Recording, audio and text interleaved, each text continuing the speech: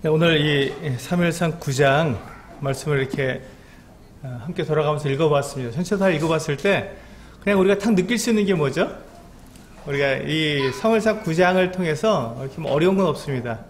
전체 내용을 통해서 우리가 딱 볼 수 있는 것은 하나님께서 사울을 택하셨다는 것이 분명하다. 이건 뭐 그냥 그 누구도 이 하나님께서 사울을 왕으로 세우셨다는 것에 대해서, 왕으로 선택하신 것에 대해서 이렇게 이의를 달 수 없을 정도로 명확하다 하는 이와 같은 부분을 우리가 금방 알 수 있습니다. 아, 하나님께서 정말로 그 사울을 왕으로 삼으시려고 모든 것들을 다 계획하셨구나 하는 것을 금방 알 수 있습니다. 그런데 하나님께서 이와 같이 사울을 인도해서 사무엘을 만나게 하시고, 또 사무엘을 만나서 사무엘을 통해서 기름 부음을 받고 왕으로 세워지게 되는데, 그런데 왜 이렇게 복잡하게 하시냐는 거죠. 하나님께서 일을 하시는데 왜 이렇게 복잡하게 일을 하실까? 그냥 단순하게 사무엘에게 딱 말씀하셨으면, 저 베냐민 땅에 있는 그 기스의 아들 그 사울에게 가서 기름을 부어서 왕으로 삼아라. 아주 쉽지 않습니까? 굉장히 쉬운 일이고, 뭐 그냥 그게 어려움 없이 그 사무엘이 가서 기름병을 가지고 가서 그걸 갖다가 이렇게 인정하고 머리에 기름을 붓고, 이제 오늘부터 사울이 우리 이스라엘의 왕이다 하고 말을 했으면 아무런 문제가 없을 텐데, 복잡하지 않을 텐데, 왜 이렇게 이 사울의 아버지 기스가 또 암나기를 잃어버리게 되고, 또 그래서 그 사환을 한 명 데리고 사울에게 가서 이걸 찾아보라 그러고 사흘길을 헤매다가 겨우겨우 이제 그 사무엘이 사는 그 성에 와서 이렇게 한번 우리 선견자에 가서 물어보자고 들어가서 선견자를 만나고, 또 그것도 우연히 이렇게 만나고, 근데 또 이제 이 사무엘은 이미 하나님께서 사무엘에게 말씀하셔서 내가 베냐민 땅에서 한 청년을 너한테 보낼 텐데 그가 이 이스라엘 다스릴 왕이다. 너는 그에게 기름을 부어라. 이렇게 말씀하셨단 말입니다. 이런 과정, 왜 이렇게 복잡한 과정을 하나님께서 거쳐서 사울을 왕으로 삼으셔야 했는가? 하나님께서는 이미 결정하셨고, 하나님께서 이미 사울을 왕이 되게 하시려고 다 계획하셨다면, 지금 그 사무엘은 굉장히 인정받는 사사였고, 그의 말이라 그러면 모든 백성들이 다 따를 텐데, 그냥 사무엘에게 딱 한마디로 그냥 네가 저기 베냐민 지파에 가서 거기 기스 집에 가서 그 아들 사무엘에게, 그가 굉장히 용모도 크고 뭐 누가 보더라도 왕감이다, 그에게 기름을 부어라 이렇게 하셨으면 아주 그냥 뭐 일사천리로 모든 것들이 아무 문제 없이 복잡하지 않게 딱 끝날 텐데, 왜 하나님은 이렇게 막 여러 가지 과정을 거치게 하시고 그 과정 끝에 사울을 왕으로 삼으셔야 했는가 하는 것입니다. 왜 그렇게 했을까요? 그것이 바로 하나님의 인격이고 하나님의 배려고 하나님의 사랑입니다. 사실 하나님께는 이런 과정이 전혀 필요 없습니다. 이미 하나님께서는 결정하셨고, 이미 사울이 왕이 될 만한 사람이라는 것을 하나님께서 아셨기 때문에, 이미 결정하셨기 때문에 그걸 어떤 방법으로 세우든지 상관이 없었습니다. 근데 문제는 누구죠? 문제는 사람들이었습니다. 문제는 사람들이죠. 하나님께서는 사람들을 통해서 지금 하나님의 일을 하고 계시고, 사람들을 통해서 이 온 세계를 다스리고 계신데, 하나님께서는 사람들에게 지금 특히 이스라엘 백성들이 이제 새로운 그 국면으로 넘어가는 신정 국가에서 왕정 국가로 넘어가게 되는 이 새로운 국면에 이 이스라엘 백성들이 혹시나 마음이 상하거나 또 어떤 분열이 있거나 어려움이 생기지 않도록 하나님께서는 그 이스라엘 백성들을 생각하시고, 그들을 생각하셔서 그들이 하나 되게 하시려고 그들을 배려해 주시고, 그들에게 사랑을 하나님께서 나타내 주신 것입니다. 이게 하나님의 인격이시죠. 하나님은 인격적인 분이십니다. 하나님은 그냥 결정되신 대로 그냥 탁 이렇게 해 하고 이렇게 명령하시거나, 사람들의 어떤 감정과 이와 같은 그 느낌을 전혀 배제해 버리시고 하나님 뜻대로 모든 걸 그냥 이게 몰고 가시는 분이 아니시라는 것입니다. 하나님은 사람들과 교제하기를 원하시고, 사람들이 하나가 되어서 한 마음으로 한 뜻이 되어서 하나님을 함께 섬겨 나갈 수 있도록 그들이 이스라엘 나라 백성이라고 하는 이 나라가 하나가 되어서 정말 한 마음으로 이렇게 그 하나님을 섬겨 나갈 수 있는 그 나라가 되게 하기 위해서 하나님께서는 배려해 주신 것입니다. 사람들을 배려해 주신 것이죠. 지금 여기 보시면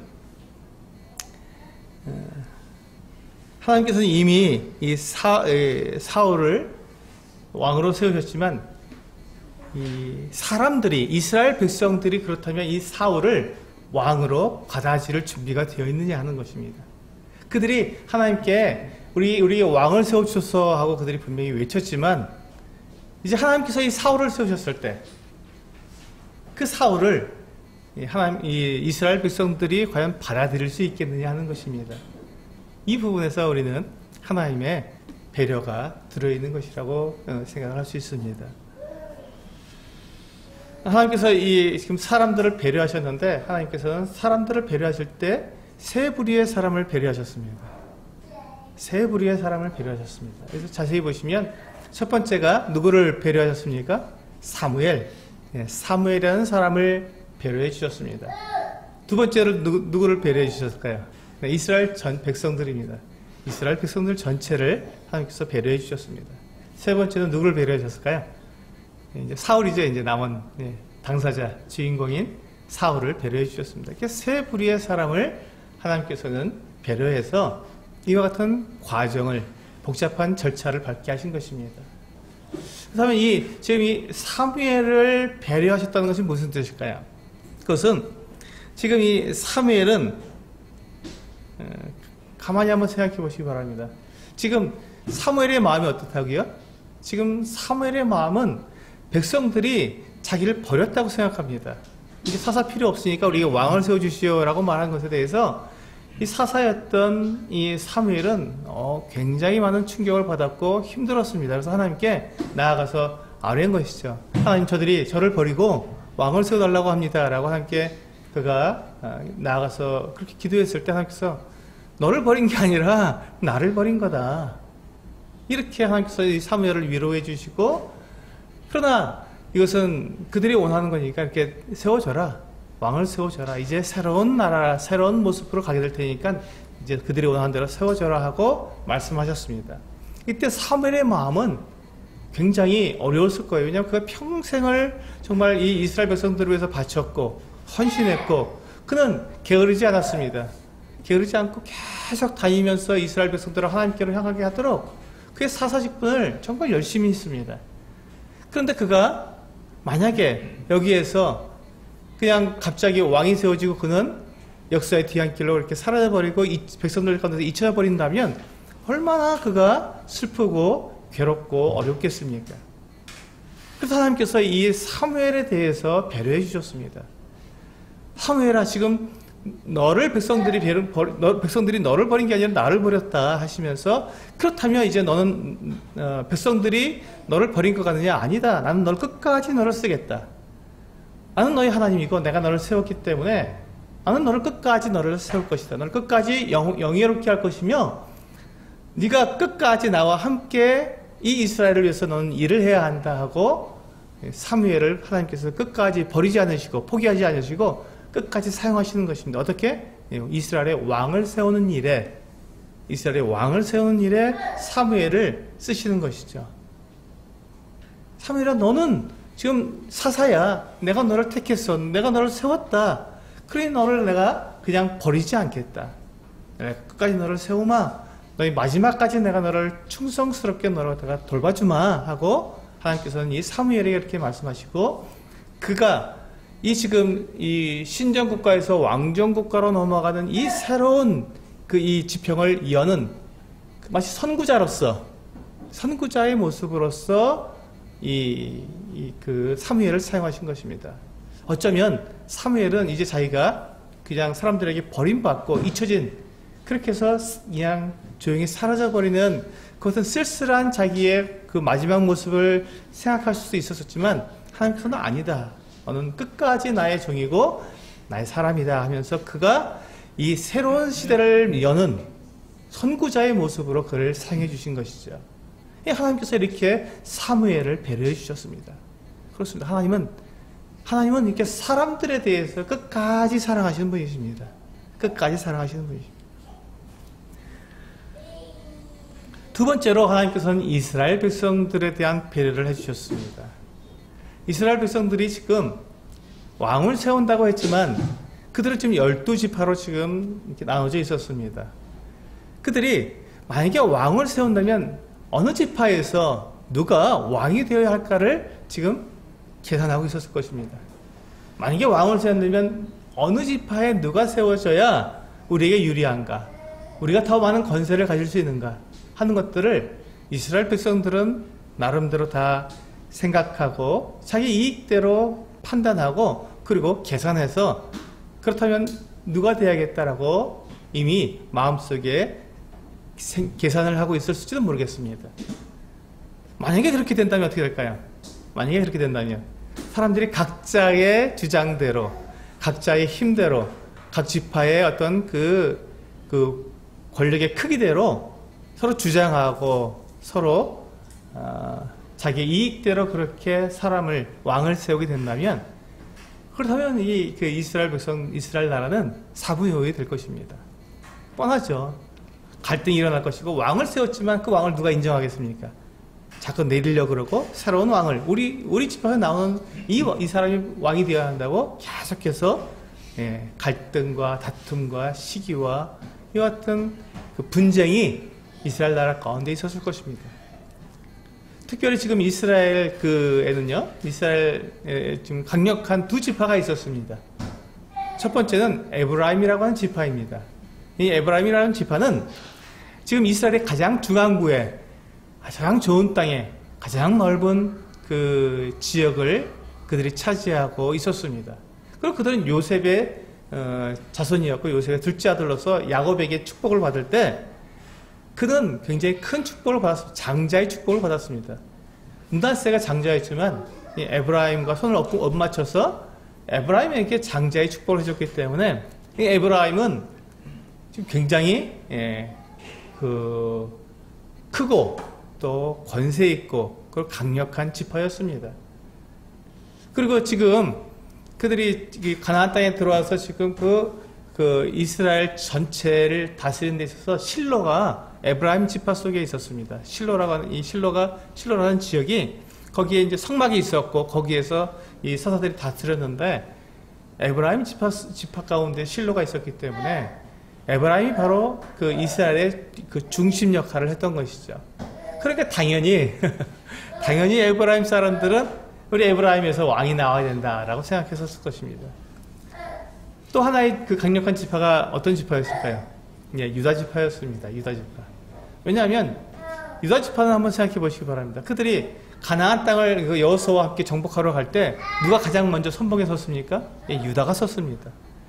유다 지파가 선봉에 서서 이 온 이스라엘을 이끌고 정말 종횡무진으로 이 가나안 땅을 다니면서 전쟁을 벌여서 가나안 땅을 정복하게 되었습니다.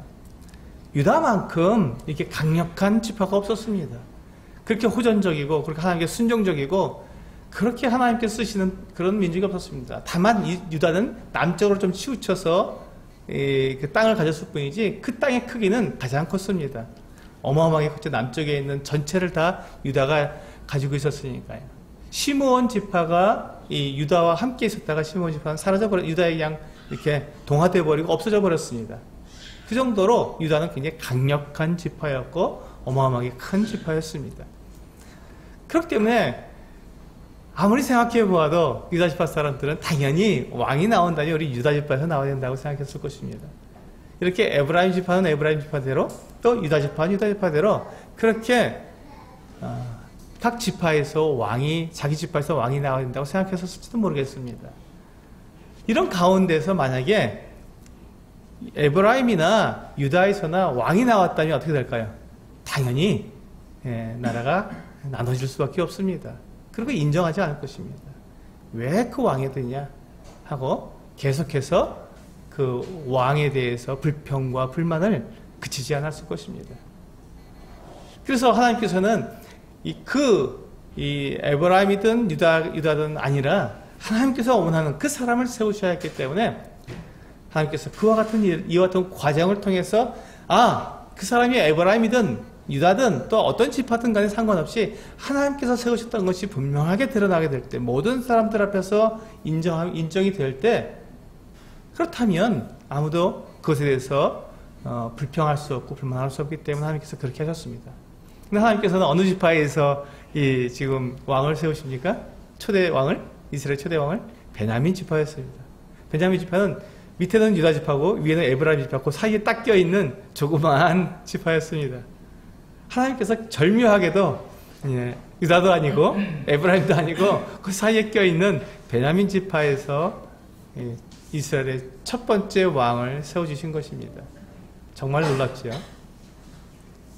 이와 같은 모습을 통해서 하나님께서는 이스라엘 백성들을 배려해 주신 것입니다. 그들이 서로 다투지 않고 그들이 서로 반목하지 않고 시기나 질투하지 않고 다 인정할 수 있도록 하나님께서는 이렇게 하나님의 방법으로 이스라엘 백성들을 배려해서 지금 이 사울을 이렇게 왕이 되는 과정을 거치게 하셨습니다. 마지막으로 이 사울에 대한 배려입니다.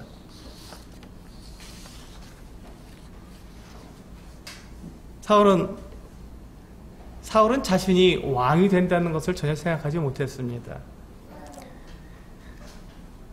그렇기 때문에 그가 만약에 갑자기 사무엘이 와서 그게 기름을 부어서 왕이다 이렇게 말하면 너무 충격을 받았을 것입니다. 그럼 그에게는 준비가 필요했었고 그가 왕으로서 그 앞에 전례가 없지 않습니까? 그가 이제 왕이 되어서 초대 왕이 되어서 그 이스라엘 나라를 다스리려면 그의 마음의 준비도 필요했고 그가 분명하게 하나님께서 나를 왕으로 세우셨구나 하는 그 확실한 증거를 가질 필요가 있었습니다.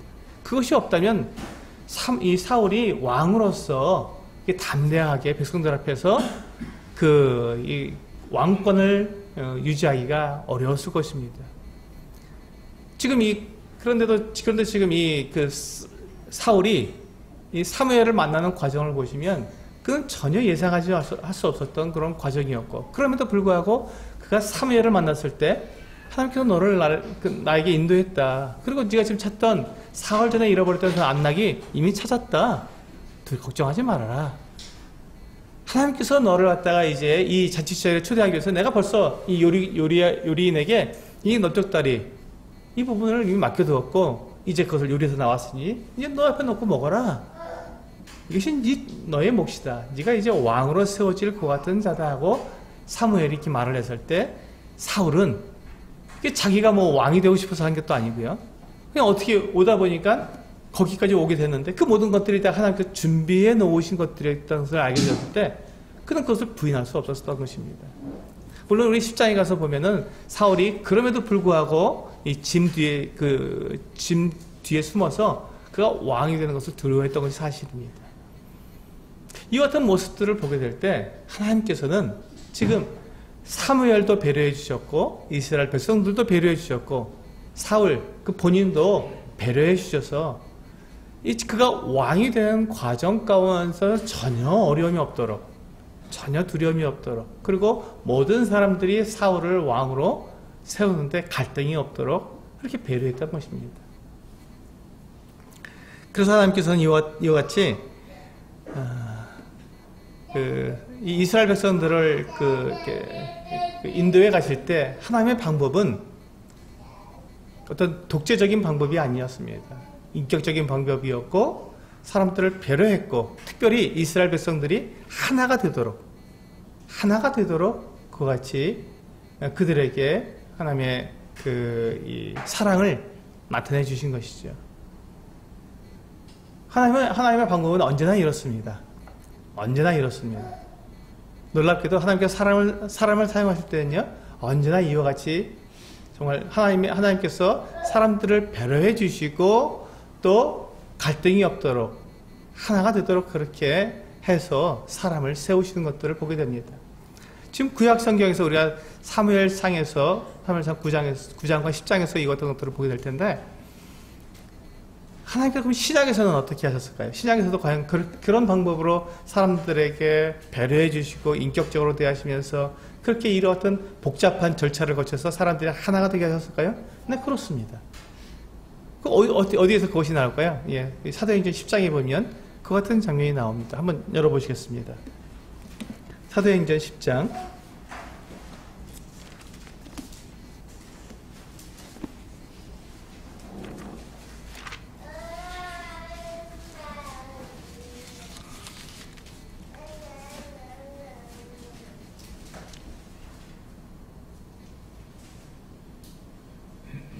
네, 우리 1절부터 8절까지 1절부터 8절까지 같이 한번 읽어보시겠습니다. 시작.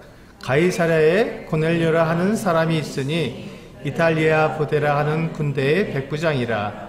그가 경건하여 온 집안과 더불어 하나님을 경외하며 많이 구제하고 하나님께 항상 기도하더니 제9시쯤 되어 환상 중에 밝히 봄에 하나님의 사자가 들어와 이르되 고넬료야 하니 고넬료가 주목하여 보고 두려워 이르되 주여 무슨 일이니까?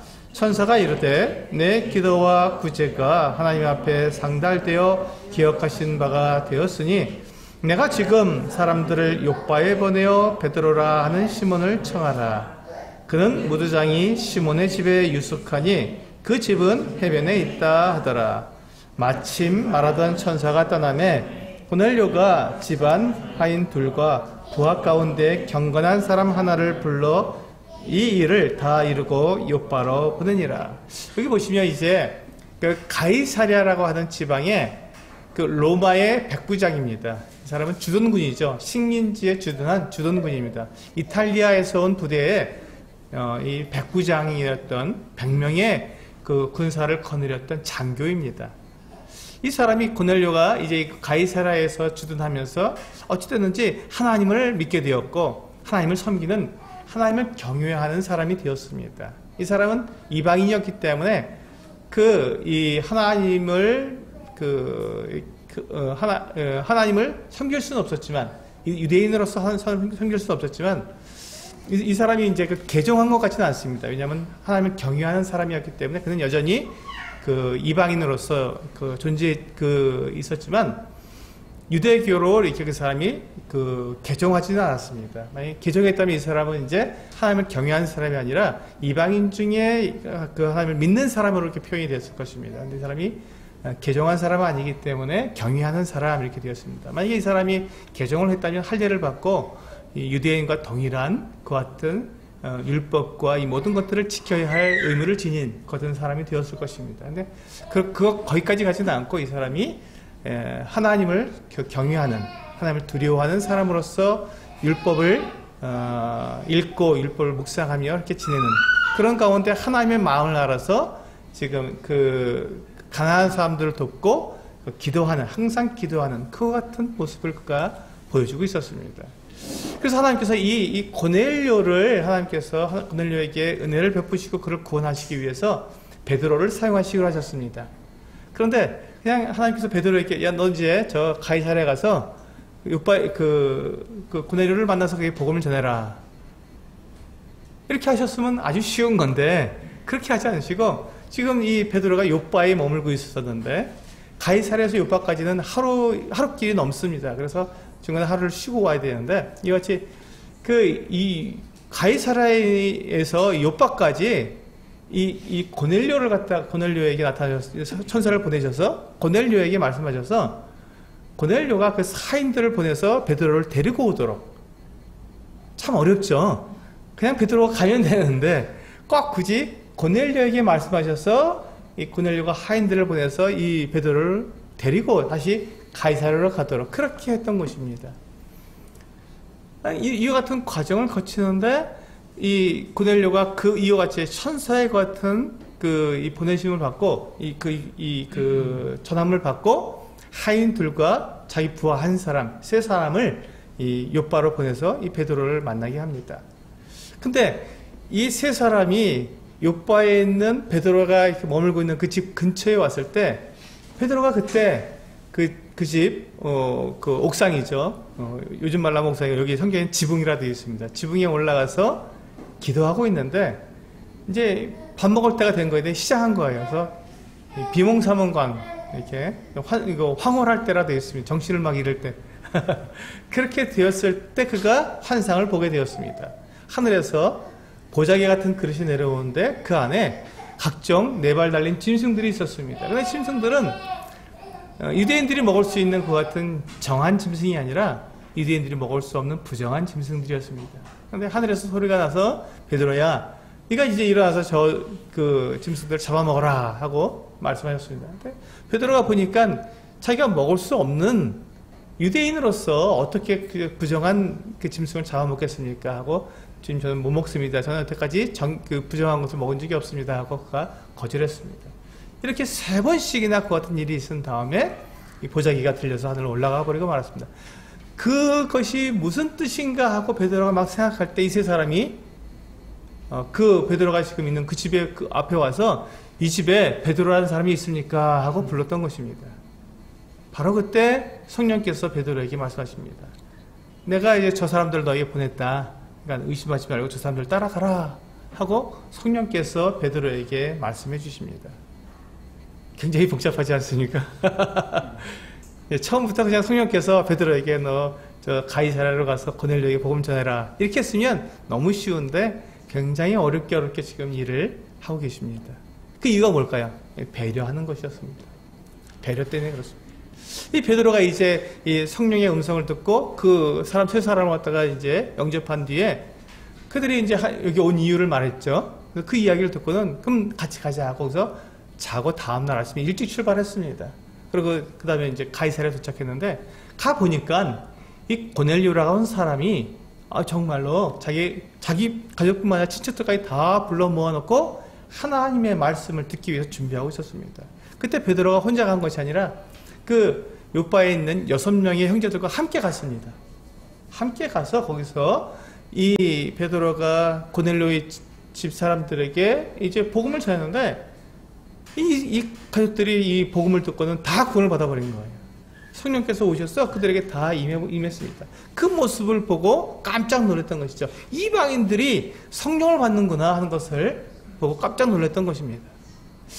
근데 그렇게 하고 이제 돌아왔는데요. 11장에 보시면 한 장 넘기셔서 11장에 보시면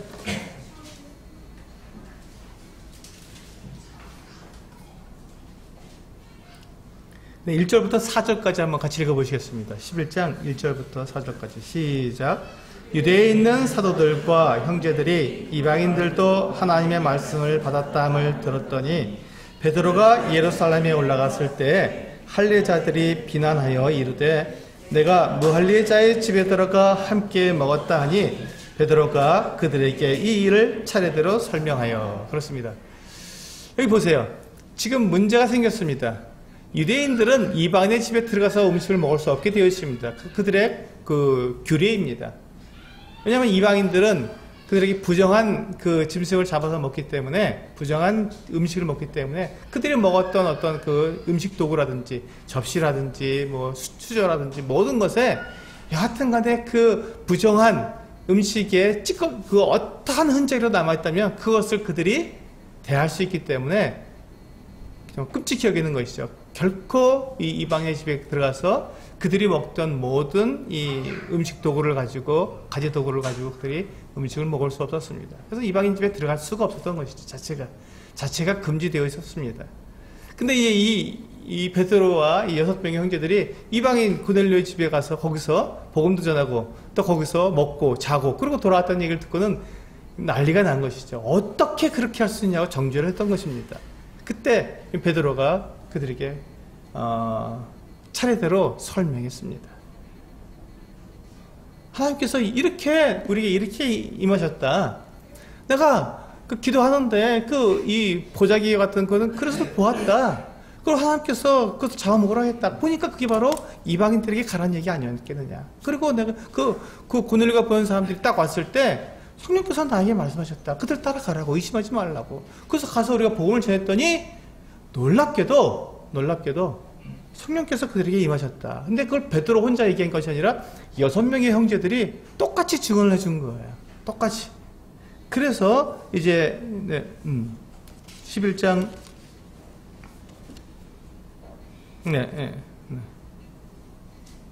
18절에 보시면요. 같이 읽어보겠습니다. 18절 시작. 그들이 이 말을 듣고 잠잠히 하나님께 영광을 돌려 이르되 그러면 하나님께서 이방인에게도 생명 얻는 회개를 주셨도다 하니라. 그렇습니다. 이방인들에게도 생명 얻는 회개를 주셨다고 하는 이 인정, 그 인정이 이 예루살렘에 있는 이 형제들에게서부터 되어야 되기 때문에 하나님께서는 이와 같이 복잡한 일을 하셨다는 거죠. 이 일을 통해서요, 교회가 이루어졌습니다. 교회는 유대인들과 이방인들이 서로 하나가 돼서 함께 하나님을 섬기는 새로운 공동체입니다. 이 유대인들, 이스라엘 사람들은 자기들만 하나님의 백성이라고 생각했고, 유대인들이 아니라면, 이제 북왕국 이스라엘은 다 흩어져 버렸기 때문에 유대인만 남았기 때문에, 유대인이 아니라면 결코 하나님의 은혜를 입을 수 있는 그 같은 사람들이 없다고 그들은 단정했었습니다. 그런데 이제 하나님께서 이 고넬료를 통해서 고넬료의 가정에 성령을 부어주시는 것을 보고는 그것을 인정할 수밖에 없는, 이방인들에게도 이와 같은 생명 얻는 회개가 이루어졌다는 것을 그들이 인정할 수밖에 없었습니다. 그래서 이 복잡한 과정을 거치게 된 것이죠. 이것을 통해서 이제 예루살렘 교회나 저 이방인 교회나 나중에 이제 안디옥이 되겠죠. 안디옥 교회나 다 이게 서로가 교제하게 되는, 교류하게 되는, 이방인들과 거리낌 없이 교제하게 되는 이 어떤 놀라운 일이 여기서부터 시작했던 것입니다. 그래서 교회가 만들어지고 오늘날 우리들에게도 우리 한국에도 복음이 들어와서 우리가 구원받게 되는 이 어떤 놀라운 일이 일어난 것이죠. 이 복음의 시초가 바로 여기 고넬료의 가정입니다. 그러니까 이 교회를 이루시기 위해서 하나된 이스라엘과 그 이방인이 하나가 되어서 온전히 하나님께 경배하는 온전한 교회가 되기 위해서 하나님께서는 이렇게 복잡한 사람들을 일일이 다 배려하고 그들에게 사랑을 나타내시는 인격적인 하나님의 모습을 보여주셨던 것입니다. 이것을 통해서 하나님은 사람들을 사용하시는 것들을 우리는 볼 수 있는 것입니다.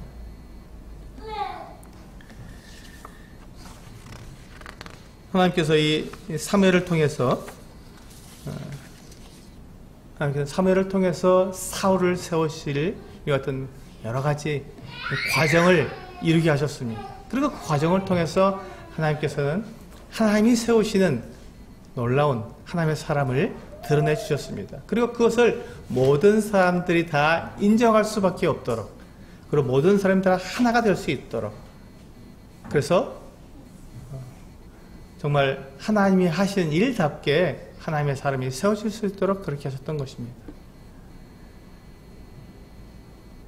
이 고넬료의 이 같은 과정을 통해서도 우리가 유대인과 이방인이 하나가 될 수 있도록 배려하시는 하나님, 결코 하나님께서 그냥 하나님의 그 방법, 하나님의 생각대로, 하나님의 뜻대로 그냥 하나님께서 그냥 쑥 해버리시는 것이 아니라 사람 한 사람을 배려하시고 모든 사람들이 다 상처받지 않고 하나가 될 수 있도록 그렇게 하시기 위해서 일일이 다 배려하시는 이 하나님, 이 인격적인 하나님을 우리는 여기서 신구약 성경 모두에서 우리는 볼 수 있는 것입니다.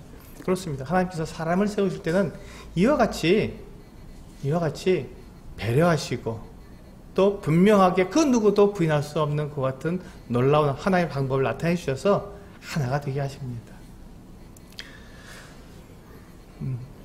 우리는 때때로 어떤 일을 하게 될 때 우리는 서로 다른 방법, 서로 다른 생각, 또 나만의 어떤 계산을 할 수도 있습니다.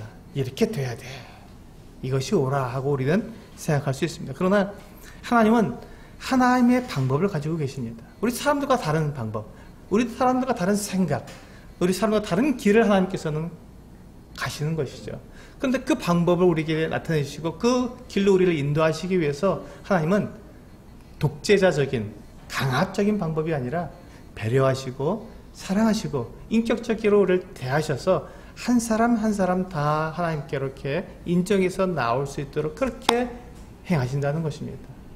그래서 이 일이 참 복잡해 보이고 어려워 보이고 왜 이렇게 막 여러 가지 일들을 이렇게 행하셨을까라는 우리 생각을 가질 수 있지만 그 안에 하나님께서 하나님의 그 뜻을 사람들이 충분히 따라올 수 있도록 그렇게 배려하는 하나님의 배려가 들어있던 것이죠.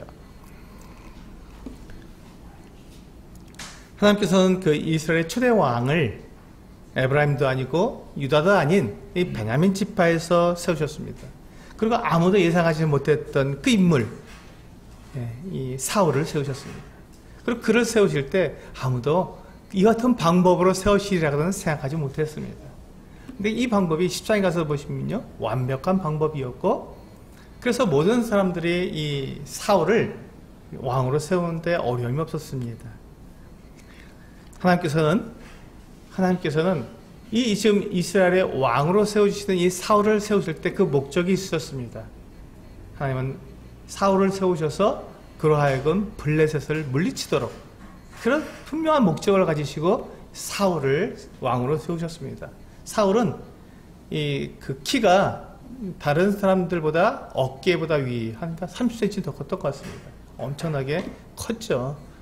이 고대 시대에 이 전쟁이라는 것은 그 육체의 그러니까 사람 숫자와 크기와 힘의 대결입니다. 근데 그 중에서 이 장군이 이 왕이 엄청난 이 기골이 장대하면 벌써 제압하고 가는 것이죠. 그래서 이 사울만큼 이 이스라엘의 왕으로서 이 블레셋을 대적하기 위해서 막 이렇게 정말 멋지게 이끌어 나갈 수 있는, 담대하게 이끌어 나갈 사람이 사울밖에 없었기 때문에 하나님께서 사울을 세워주셨습니다. 그리고 하나님께서는 그와 같은 방법과 그와 같은 목적으로 분명하게 사람을 정확하게 세우신 것입니다. 하나님은 사람을 세우십니다. 하나님은 하나의 방법으로 세우시는 것이죠.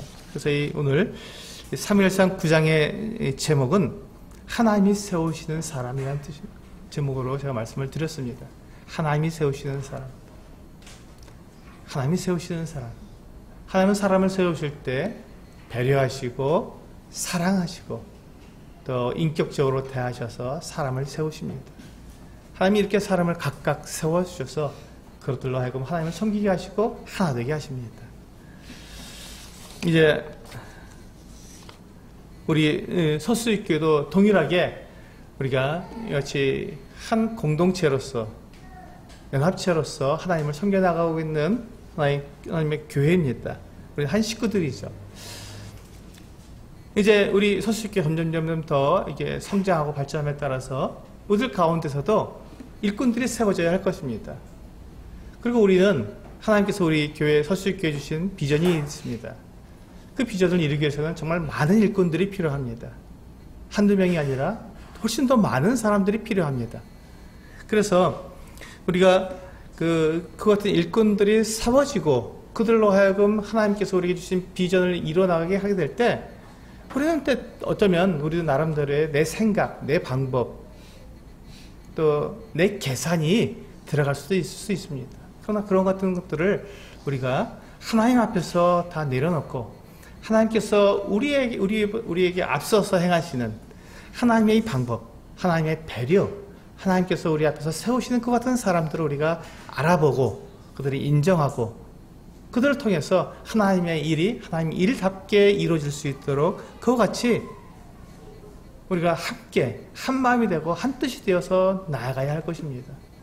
우리는 오늘 이 사무엘상 9장을 통해서 바로 그와 같이 하나 되게 하시는 하나님, 한 뜻이 되게 하시는 하나님, 서로가 인정할 수 있는 그 같은 일꾼을 세우시는 하나님을 우리가 배우게 되었습니다. 우리 서수교회가 그와 같이 서로 배려하고 사랑하고 인정하는 그 같은 가운데에서 하나님의 그 같은 복음을 전하는 아름다운 교회로 성장해 나가기를 원합니다. 그 같은 마음으로 함께 한 마음이 돼서 함께 섬기고 또 동역하는 우리 형제자매들 되시기를 원합니다. 기도하시겠습니다.